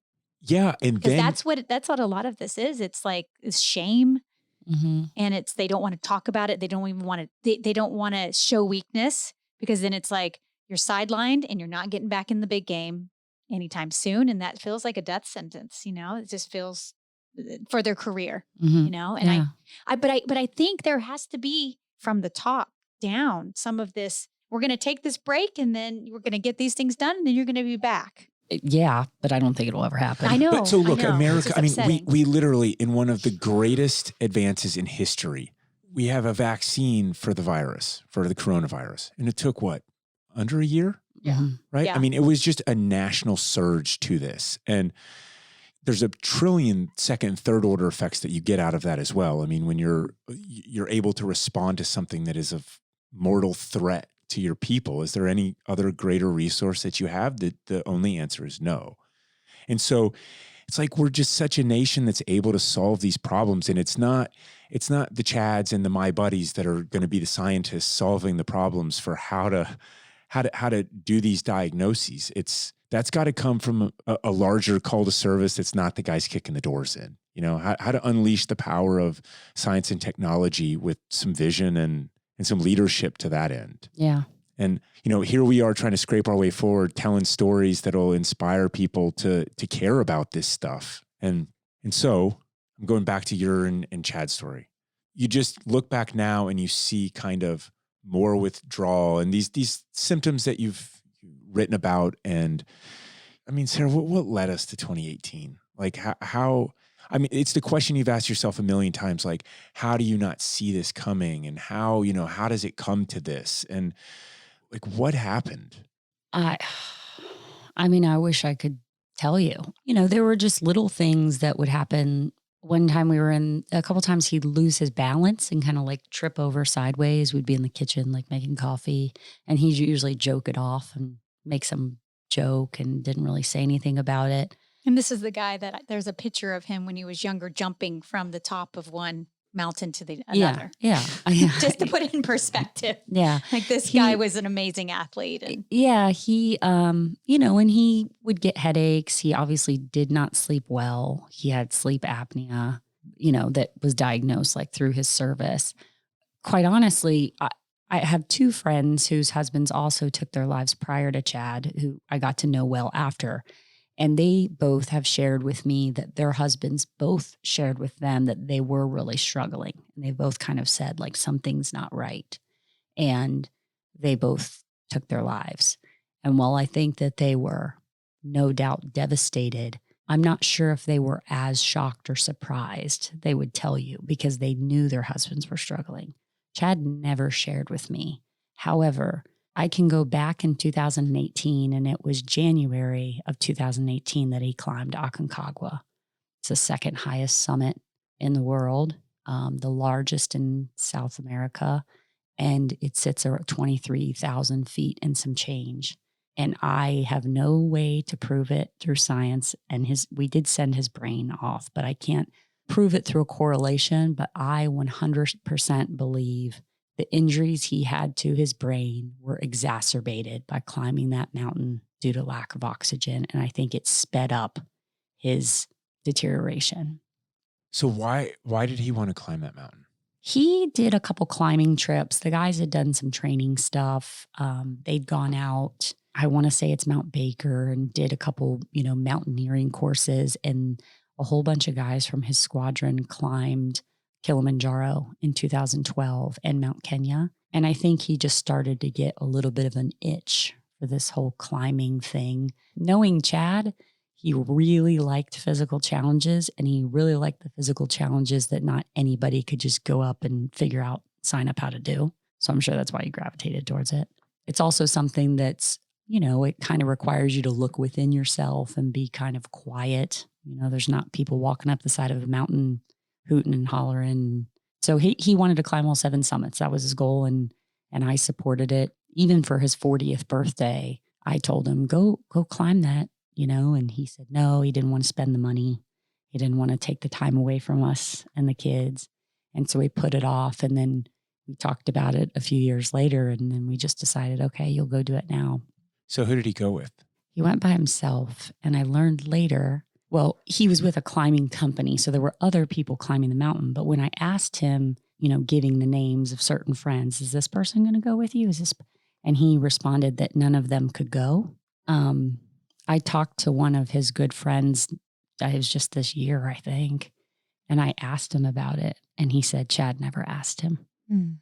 So then, that just adds to more questions in my life, right? It's like, well, why did you tell me they couldn't go? But from what I understand, I'm not sure you asked them. I know that he did ask one friend of ours, and he just wasn't able to go. I mean, it's 3 weeks away from home, and it's also expensive. So no hard feelings over that. He just couldn't go. Mm-hmm. But our other friend that he said couldn't go, he never asked. I don't know. So he went, he did it. He summited all the good things. He came home. He came inside. He was really skinny. And he said, baby, that was really freaking hard. And I'd never heard him say that about anything. So I was like, oh, okay, like respect. And then he looked at me and he said, Denali's next. Wow. I said, okay. I think a lot about, we went on a family vacation that summer in June. We went to the Grand Canyon, and he definitely was not right. Like a lot of time, just like sitting quietly, just kind of like staring off into space. He was off. So when I came and was at your house with you and Hudson and was up there for the workout, he had a bunch of awards, his helmet and all of this stuff was on the stairwell.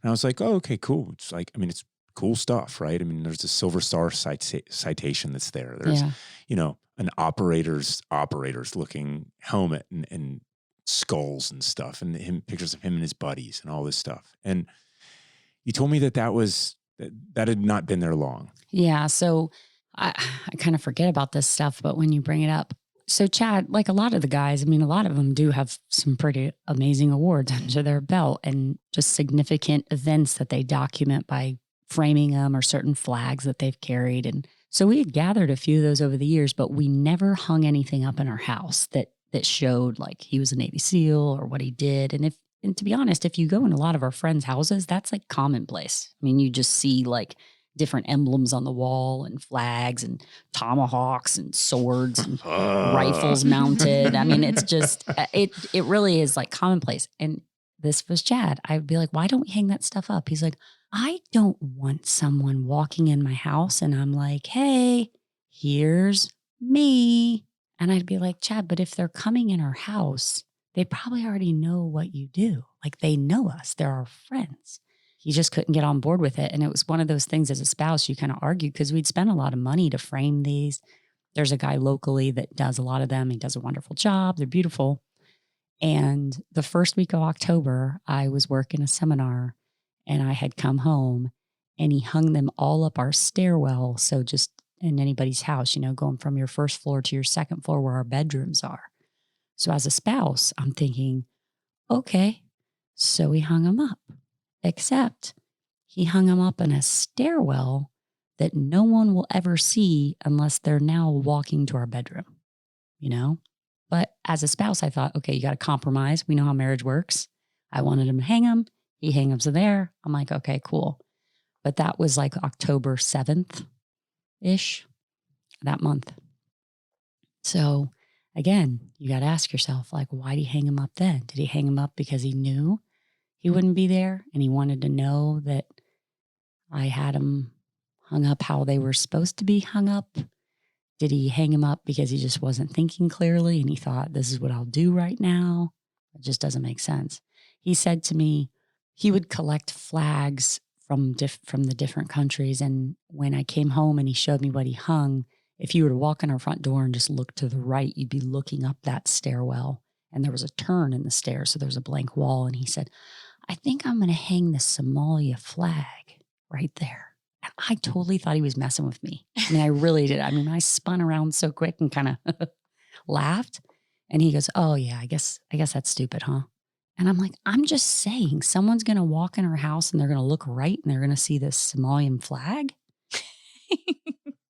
But, again, I don't know where his head was at. I have no idea. So when's the last time you saw Chad? The night before he died. So tell us about it. I had been working a seminar. I was down in Raleigh, so I drove there. It's not that far from my house. And my daughter called me. I talked to him on Saturday and Saturday night. I think it was Sunday. My daughter called me. And so Chad hadn't been feeling well. And he also wanted to talk to his boss about something. And before I left for the seminar, I said, okay, so you need to call your doctor and you need to get a hold of your boss and maybe have a meeting and talk to him about some stuff. And he didn't share in detail what it was. He just felt like, I'm just not sure I'm doing what it is I'm supposed to be doing. And he said, I know that doesn't make sense because I don't tell you very much. And I said, well, all I know is that you're someone who has always gone after every goal and you've always accomplished it. And this might be the first time you set a goal for yourself, but you've changed your mind. Maybe that's just not what you want to do, and that's okay. That's literally what we said. And I, again, don't know what exactly he was talking about. So when I left for work, he was supposed to call his doctor and call his boss to set up a meeting for the next week.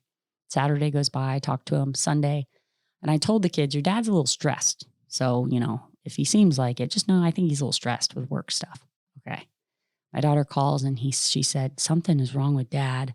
He's just been laying on the landing of the stairs all day, staring at the ceiling. And, I think all of us, my daughter and my son, we all carry heaviness from that last day because of what our interactions were. My daughter said that they were sitting at the kitchen table and she said, if something's bugging you, you can talk to me about it and I'd listen. And she said he opened his mouth, took a breath like he was going to say something. She goes, but then he just didn't say anything. And they just called and they were really upset. And I just felt in my stomach something was really bad. And I was crying in the office. And a friend came in and I said, something's wrong with Chad. Something's really wrong with Chad. And I had to go out and give a lecture. And they offered to take my lecture. And, I'm the flow master. It's like the boss of the weekend, supervisor, whatever. And I thought, no, this is my job, And I went out and I gave the lecture and the weekend ended. And I drove home and I had a really bad headache. And Chad called me as I was about halfway home and he said, I love you so much. And I was like, oh, I love you too. And he's like, no, really, I just love you. I love you so much. You know that. I was like, yep, I love you, but can I talk to you in a little bit? Because I have a really bad headache. And he's like, sure. And I was just trying to get home, to be honest. I was kind of racing home. And I got home and I went inside and Chad was digging underneath the bed. And I walked up and I hugged him and gave him a kiss. And he just kind of fell in my arms a little bit. And I said, what's wrong? And he just kind of looked at me And I said, well, I'm going to go get in the shower. Just come in and talk to me while I'm in the shower. And I went and got in the shower, and he was bent over the side of the tub, and he had his hands in his hair, and he just kind of kept shaking his head. And I said, you got to talk to me. I don't know what you're thinking. You got to talk to me. And he passed me a towel. I needed a towel. And I said before, like, I mean, his eyes were like glassed over. And all I kept thinking of is like, if I could just keep him close to me, maybe he'll eventually talk. And we laid down in bed, and I held his hand and fell asleep. And I said to him as we were laying there, I said, are you okay? And he didn't really say anything. And I said, you're kind of scaring me. And he said something, but it was like not words. It was like, yep, it was like blubberish. It's weird. And I just was holding his hand, and I fell asleep because I was tired. And I woke up sometime early because I know the sun wasn't out, and he was standing up next to the bed looking out the window. He had a shirt and jeans on. I said, what are you doing? And I remember he had his arm folded, and he said, I don't know. And I said, you need to come back to bed. You need to come back and lay back down. And he laid back down. And I woke up early in the morning. And as I woke up, I saw like his shoulder. He was walking out the bedroom door. I saw the back of his shoulder. And I know it sounds crazy to tell people, but it was almost as if like something was like holding me down. It was almost like I couldn't speak, but I just watched his shoulder. And a few minutes later, I kind of got up and I looked around, and he obviously wasn't there. And so I went downstairs, and he wasn't there, and went in the garage, wasn't there. His truck was there.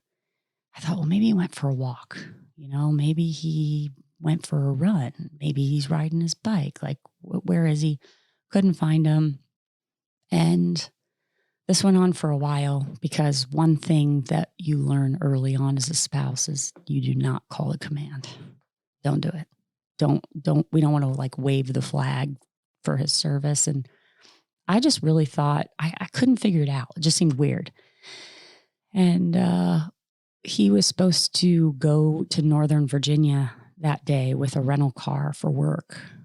And I got in my car and I drove around a little bit trying to find him. And then I thought, this is stupid. I don't even know where I'm supposed to be driving right now. I called his dad.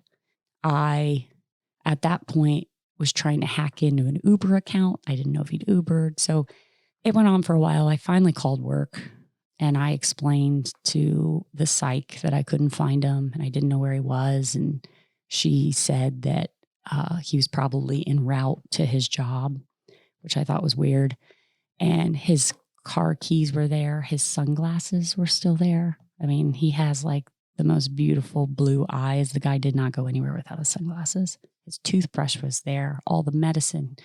There's no way he would have left. And there's no way he would have left and not kissed me. That just didn't happen. And I talked to her a second time, and she said, due to the privacy of his job, it would be likely that he wouldn't be answering his cell phone. I thought, okay. So I waited, and I waited all day on Monday. And Monday night, I didn't hear from him, but I was just trying to say, well, he's off doing this job, whatever this job is. And Tuesday, all day, and he was supposed to be back that afternoon. And I went for a run, and I ran around my neighborhood, and I was going to sit, our house sat near a lake, and I was going to sit on that park bench because it was beautiful outside that day for the end of October. But I didn't. I went back home because I wanted to shower and curl my hair for when he got home, because I knew he'd been so stressed. And I ran Hudson to a friend's house, and as I pulled in, the work called and said, ma'am, your husband didn't report to muster. We've heightened the alert. It's been like 36 hours or something. And I said, that's bad. That's really bad. That's really, really bad. And we started renovation on our house that day. So there were workers inside tearing my kitchen apart. And the guy comes out my front door and says, Miss Sarah, there's police at your back door. This was within like a minute of that phone call. And I walked in my front door and out my back door because my street sat behind my house, and the cop said, "Ma'am, have you seen your husband?" And I said, "No, I can't find him." And they started to ask me some more questions. And I said, "Can we move?" Because we were right near my daughter's window. And we moved to the street. And I had called my friend Courtney while I was walking in my front door. And I just said, "You need to get to my house," because something was just weird, right? Something was really off. And when I walked out and talked to the cops, and then I walked to the street, and this just random cop said, "I'm sorry, we found your husband and he took his life." So all those movies you see where they come to your door in uniform and there's someone that you know there, I didn't have that. Courtney showed up right about then, and I think I started screaming, and she more or less bear hugged me from behind, and I think I pretty much took her to the ground. And I just rolled on the ground and cried. So I don't want anybody to feel that. I realized that he wasn't killed in combat, and I realized that he wasn't killed on foreign soil, so maybe there wasn't the time, but I don't think I should have had to call on Monday and wait that long. So yeah, I'm a little angry. Yeah. How did you do anything? I mean, what happened in the next sort of, your kids and your... Honestly, there's a lot of things I don't really remember. I remember someone coming out and brought out a lawn chair, and they put me in a lawn chair because I was laying on the ground. I went inside. I don't really remember I don't remember how people got to my house. My house just started to fill with people, I think. What about your kids? My daughter was upstairs in her bedroom, and she probably saw all of it because her bedroom faces the street. I mean, she's 17 at the time. My son had just got dropped off at a friend's house nearby because they were going to go to the local football game. And I'm pretty sure my neighbor went and picked him up. So I think my neighbor told my son. And I didn't even get to tell my kids, like the right way from someone that's just... I remember being on the couch, and Hudson came running inside, and he just said, "I love you, Mom. You're such a good mom."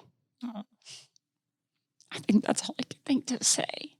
And then I pretty much went up to Chad's closet, and I stayed in his closet for days. That's where I slept. The details of the delivery, they matter. They do matter. And you never get a do-over. And humans are humans. These guys are strong men, but it takes a really strong man to be able to stand in front of someone and say, "I fucked up." I don't think anybody could have saved him, for the record. I don't feel that. But I definitely don't think I should have had to wait around that long. So what's the hardest part? There's a lot. Like for me, in a loss to suicide, or what? Just, since your life hasn't been the same, and it can't be. No, because you don't just lose. I just talked to another friend, a fellow widow of mine, that it's like you don't just lose your spouse and the father of your children, but you lose yourself, and you lose your future self. I didn't just lose like my husband, and, we have this family we created. I also lost all the things that I thought we were going to be moving forward. And I don't get to be that person either. So it's multiple deaths, really. And then you add on, you were a part of this kind of community. It's like, well, where do I fit now? I'm just the spouse whose husband died by suicide. And I feel like people look at me like, God, is my husband going to be next? Am I going to be her? So what are the least productive things that happened to you? All the what ifs, you're big on kind of responsibility and actions. Because, there's just nothing easy about this. And yet, what does it look like to go back and spend the time in your head trying to deconstruct this and wonder, what if I wouldn't have been here? Or what if this would have happened? Or Oh, that's never ending. I mean, it's just, it's such, and I don't want anybody to think that I'm trying to like, raise the level of suffering, because mine was suicide and somebody died in combat or somebody died to cancer or somebody, all of those things come with their own ball of wax, right? But you have to think about it and realize how complex suicide is, because there's so many questions you're never going to get answered. And it haunts you like a vicious beast. And then what that creates is like guilt and shame. And I think when you lose someone, I always, kind of ironic with Chad, refer to it as like a backpack, right? Grief is this backpack that you just carry. And in the beginning, it's suffocating. And then as time goes by, ideally, it gets a little more manageable to carry. But suicide, especially when it comes completely out of the blue, I mean, I really felt like there's no way I could ever be more blindsided in life to anything than this. It's punishing, It requires you to be so strong. And I think that it could easily eat you alive. Some days it does. So what has worked well for you? You name it, I've done it. I do think that I'm someone who's pretty tough. Even before Chad passed away, I mean, I think my family would say I'm pretty tough and strong and resilient. Probably my upbringing gave that to me. And I've tried everything. I mean, everything from, I still go to my therapist once a week. I actually tried to break up with her early on because I was like, you know what, I'm so messed up that this is probably really frustrating with you and you're never going to be able to help me. So I'm going to make it easy on you and just allow you to be done and you don't have to deal with me anymore. And she said, I mean, you're kind of smiling when you're saying that. It's like, it's funny in retrospect. Well, because right? I care deeply for her now because she's been really helpful to me, but she looked at me and I respected her for saying this because I feel like some people would be like, oh, well, okay, and she just looks at me and goes, well, I get to decide that. And no, you don't get to stop and we're going to keep going. That's good. She's been very helpful. I went to a very intense retreat in Tennessee where it was 1 week. I spent one-on-one with a therapist up to 6 hours a day going through like trauma therapy. What did you take away from something like that? I don't think I took away as much specific to Chad. I think if anything, I just learned more about who I am and why I am the way I am. Not good or bad, but just why my personality is such and life events that help form that and place that. And I found it to be really helpful because that type of introspection that you have to take for 6 hours for a whole week, I mean, you have no choice but to look inside yourself. And so I do feel as though I have a pretty good idea on who I am and where my values are and what I like and what I don't like. I've done psychedelics. I don't think that's a shocker to most people. I ride my skateboard, as we know, like daily, which is high up on the list of therapeutic for me. I went on a surf retreat for a week. That was honestly, one of the greatest trips of my life. I traveled through Bali. I took a 10-day van trip through the Pacific Northwest by myself. And I've taken my kids. At the 1 year mark, we went out of country and we went down to Tulum and just hung out and got out of Virginia Beach for a while. Anytime I'm with my kids, I'm the happiest. Yeah. They're pretty awesome. Your kids are great. Yeah. Yeah. So I'm rattling this off, but I mean, the list is kind of endless. I spend time with friends and fortunately or unfortunately, I say this all the time, there have been a lot of deaths in our town and a lot of deaths means there's a lot of widows. And before Chad's death, we all knew who they were.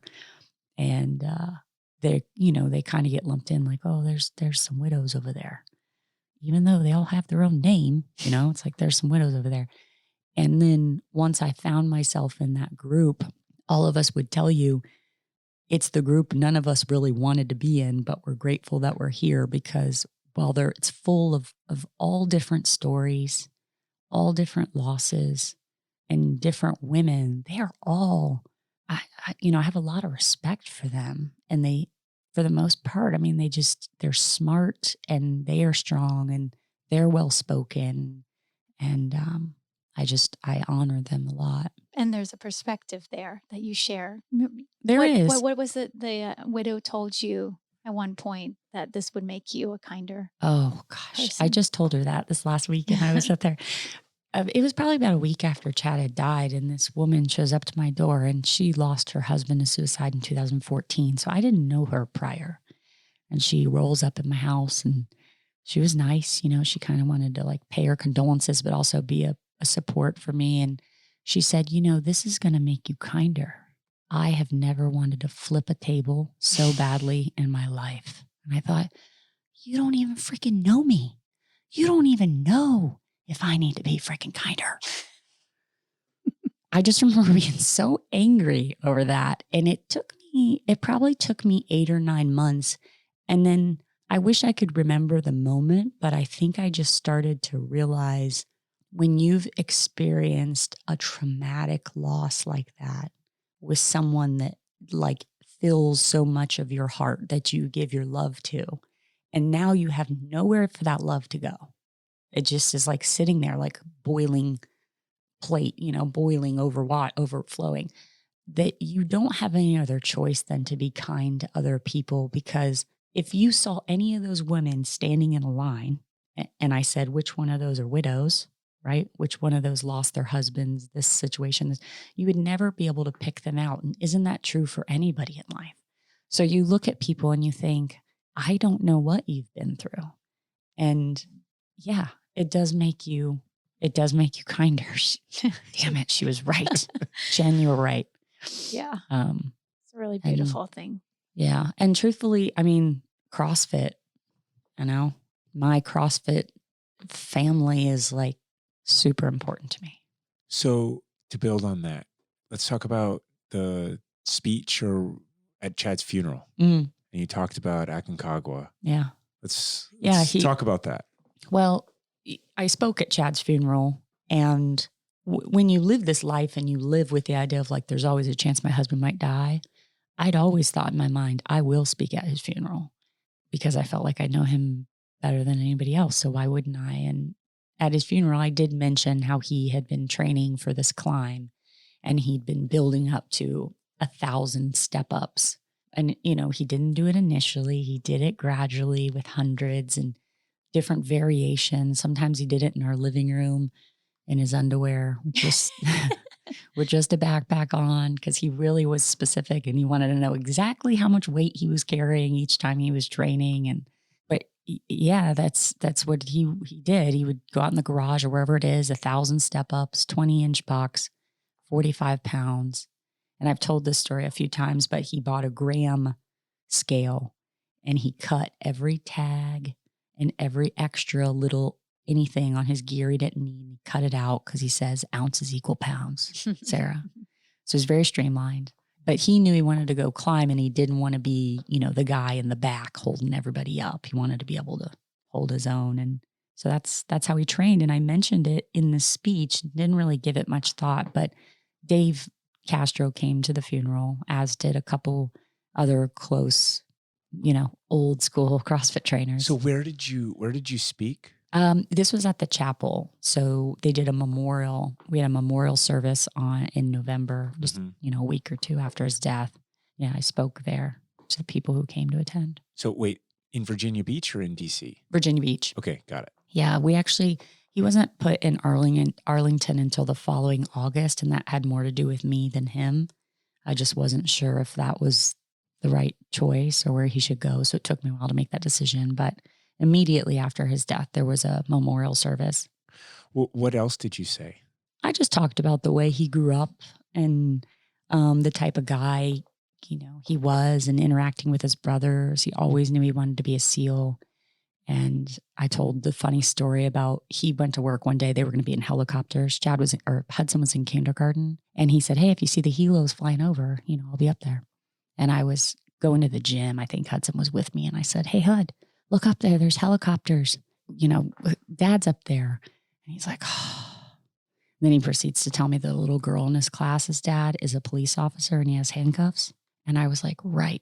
Do you know what your dad does? And he goes, oh, he's a Navy SEAL. Like completely unimpressed. Like he did not care. But again, like I mentioned, like Chad didn't care that he didn't care. Again, he was a little kid, but just how he was and how he was as a dad and a spouse and family guy. And so the training part, you know, Dave, who served with Chad.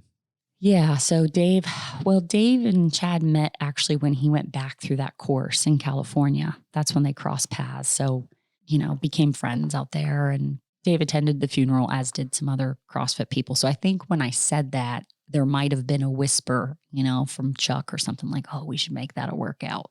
I never got word of this, but a month or two later, Dave sent me a text and said, hey, a bunch of us did that workout. There was a handful of them. Adrian Bosman, James Hobart, Jimmy Litchford, a few of them, whatever, at the HQ did this workout. And I was like, oh, that's cool. And then I think he was interviewed for Morning Chalk Up. And so I think it just kind of organically became a thing. Well, we heard about it.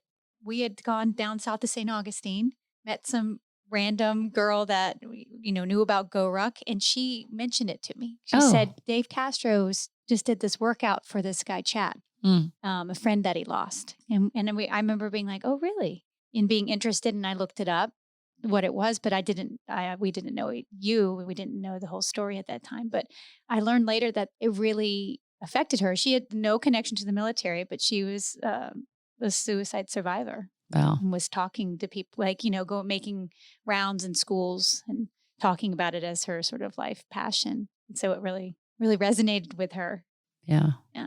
Okay. So how did this lead to what we're working on together now? Because, from our perspective, we had known Chris Irwin, who you were his level 1 CrossFit instructor in Virginia Beach, another SEAL. I was, yeah. Right? Once you know one SEAL, it's like, damn, you meet them all, pot.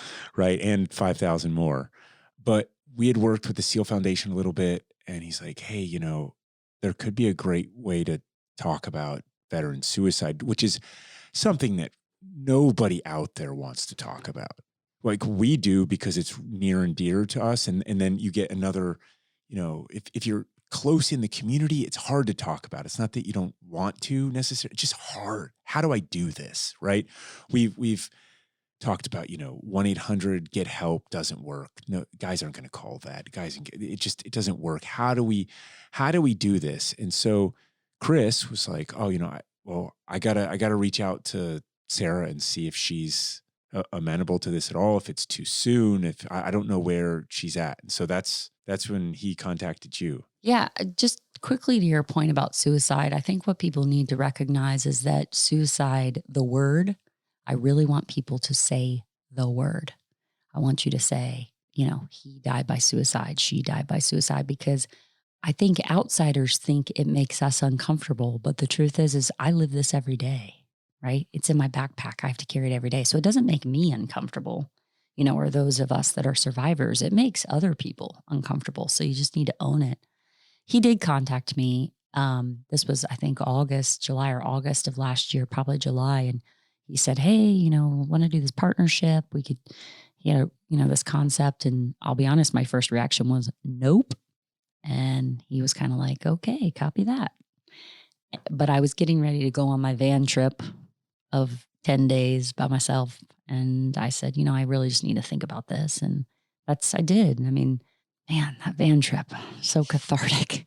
But I think I was laying on a picnic table, if I remember correctly, somewhere in Northern California in the redwoods. And I think part of what I struggled with too is that Chad was so quiet and really didn't talk about his job or his profession or really himself. I mean, prior to his death, if you would have Googled Chad Wilkinson, you wouldn't have found anything. He didn't exist. So to think like, okay, we're going to do this workout, it's going to be his face and all the things. I thought, I don't know if he'd be comfortable with it, but I'm going to go ahead and use the poetic freedom of he didn't give me a choice.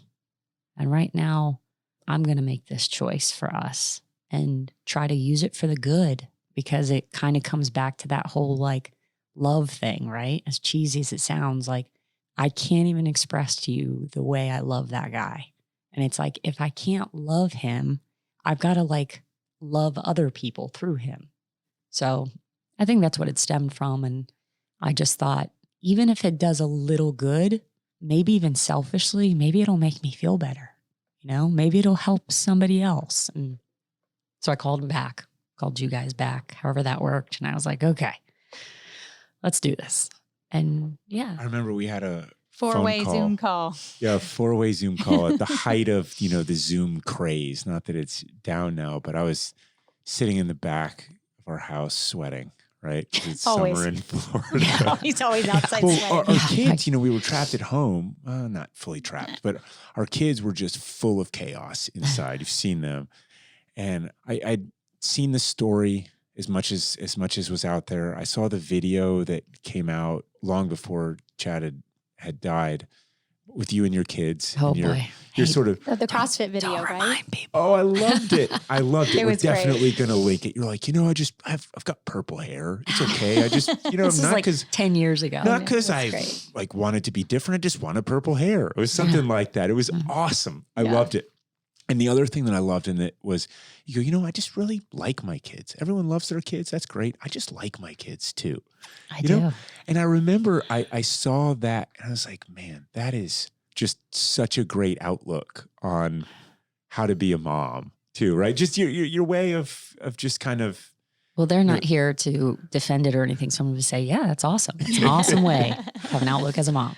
but I was like, man, I think it would be, because look, I mean, I lost a buddy to suicide in the Army, and it was, you know, I put it in my backpack and I zipped that thing up and it is buried, right? And I'm like, oh man, you know, that's 2004. And now here we are. It's a long ways later, and this is it's resurfaced a lot of that stuff for me. It's not as near and dear as you know, losing a spouse and the mother or the father of your children, but it's still a lot to unpack. And you know, I know that there are a lot of other people out there, and you know, I probably can go through life and keep it in that backpack, and you probably can keep taking trips through the Pacific Northwest, and you're a survivor, Sarah, and you'll figure out a way to, you know, keep pushing it forward. I think there's just so much opportunity to give back to others. And I know that's the goal that we talked about when you first, it was weird. I was running an event in my dad's house and you were grading for the games last year in Cincinnati, and you came through en route to go see your parents. And so you stopped in, and that's where we did the video that a lot of people saw that really brought a face to what this was. And I remember we started talking. I'm like, I didn't know you very well. And I didn't know you at all really, other than a couple of conversations, but I had this thought in the back of my head. I was like, Sarah, come on, you gotta open up just a little bit more. You've got to do this. I didn't say anything. I'm standing there with my stupid iPhone, right? Like videoing you. And that's right when you were just sort of, or like, you know, got into it and just like, this has been so hard. And it was just very personal, the way that you were able to put yourself out there. And I think that to talk about this, to talk about suicide and to talk about veteran suicide, that everybody wants to end, but it's hard. Any way you look at it, it's hard. There's not a perfect way to go about this. It had to take you or someone like you. And I think that I'm grateful that you've given us the opportunity to pour some of our energies into this, because this really matters to us. And I wish I'd known Chad. I also wish I'd never met you or Chad, you know, alternate universes and the what ifs of the world that we can all kind of play. But, you know, this is like a launching pad, and it's really rewarding. So That's great. And, you know, what is Chad? What is Chad to you? What is Chad 1000X? You know, why did it work last year in Virginia Beach? Why did so many people gravitate toward this? For a couple reasons. I mean, obviously Virginia Beach is where I live, so I have a great community and support system, and I think they wanted to show that. Chad 1000X is not technical. It's a lot of volume, right? If you do it prescribed, it could be heavy for some people, but the technicality of just stepping up on a box and stepping down, anyone can do that. People do that every single day. But what it's really representing is how many times are you going to take one more step in your life, right? Take one more step. What do you call it? The single movement mind fuck?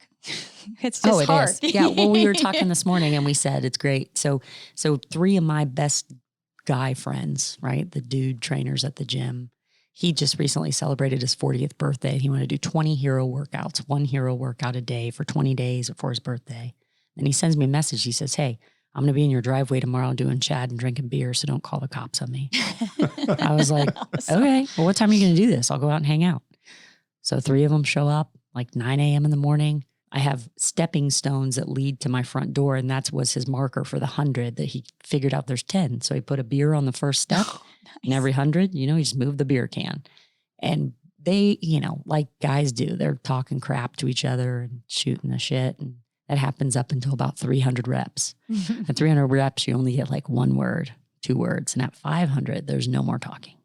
And at 700, you really start to question See your your life soul. choices. You do. And you kind of wonder what people are thinking about too. What are you thinking about while you're doing the step ups? Are you thinking about the kegger you're going to go to later? Are you thinking about when you've struggled? Are you thinking about a friend that you lost? It could be different for everybody, but it's like, just don't quit.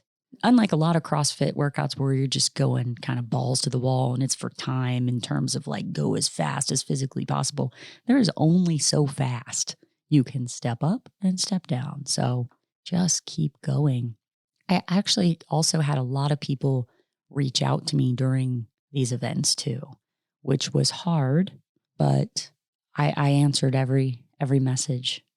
I sat on my couch one night and answered every single message I had on Instagram, every single text. I had 3 people at the Virginia Beach thing pull me aside and just kind of talk to me a little bit about their struggle. And I have to be okay doing that, because if I'm out here saying, if you're struggling, let's talk about it, then you're here, I'm here, let's talk about it. Is that something you have to make your peace with? Or is that just your life now? Or is there somewhere in between?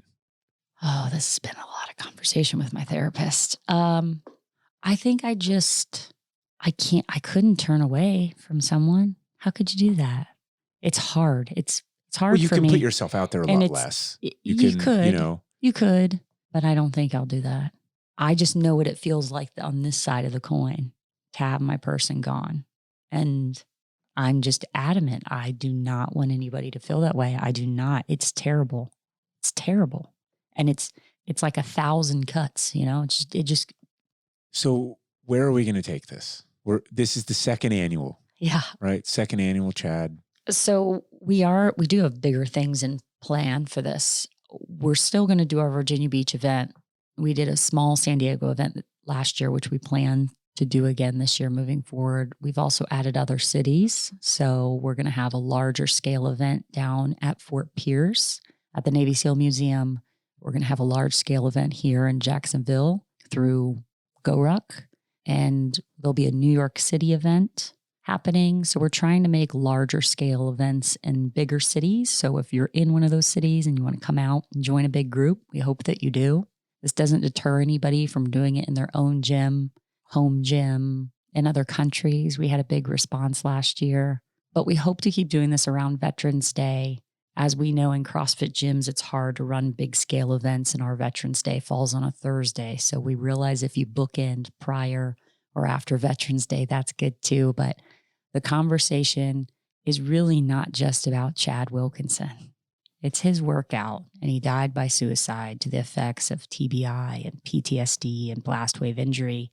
It's really about our current veterans that are still with us that might struggle. And we want you talking about it, and we want you speaking up if you need help. The military really likes one answer. They want to know what the problem is, and they want to go fix it. Who's the bad guy? That's him. That's what he looks like. We're going to go kill him. That's how they operate. I'm afraid that they do a lot of research, and they're looking at all these blast injuries and TBIs, et cetera, as we've mentioned, but they're really just waiting for that one answer. And I believe, as deep as my soul can go, there will never be one answer. There's going to be multiple answers, and it's our job to figure out what are the best avenues and options for people to pick and provide that to them. I just think you're very brave Thanks. to tell this story. I know you've told it a lot. Thanks. We're going to keep telling it, but that's your work. Thanks. It's a real honor to have you in Florida and to be friends with you and to get to spend this time with you and Hudson. And we're grateful for this opportunity to give back with you. It's, there's nothing easy about it. At the same time, it's kind of like, it matters to us. And I know how deeply it matters to you. So I tell everybody whenever we talk about Chad, which is frequent, like, look, our role in this is we serve at Sara's pleasure. She's a friend of ours. Chad is on our list. We will do the workout every Veterans Day till there's no more walking, right? And I plan on dying with my boots on. So thank you for the opportunity and thank you for coming. Thanks for having me. I've enjoyed Jax. You might have me swayed. Did you like the Jeep ride in the rain? Yeah. Well, Yeah. All right. So the joke is we don't have a top on a Jeep, and we drove across town. I'm like, oh, it's not going to rain. And we went and checked out That's not even fair. You guys, they drive a Jeep Wrangler. They don't have a top on it at all. It's not that it's down. It doesn't even exist on the Jeep. And they live in Florida and it's summer and it rains every day here. That's the truth, Jason. It's awesome. Hey, no guts, no glory. It's Jason. It's Jason. I did the top thing when he just hid it in the attic, but that's okay. People do weird things. Yeah, it's fine. It cooled us off. Mm-hmm. We love having you down here. This is going to be one of many trips. Yes. All right. Thanks. Thank you. Adios out there. Till next time.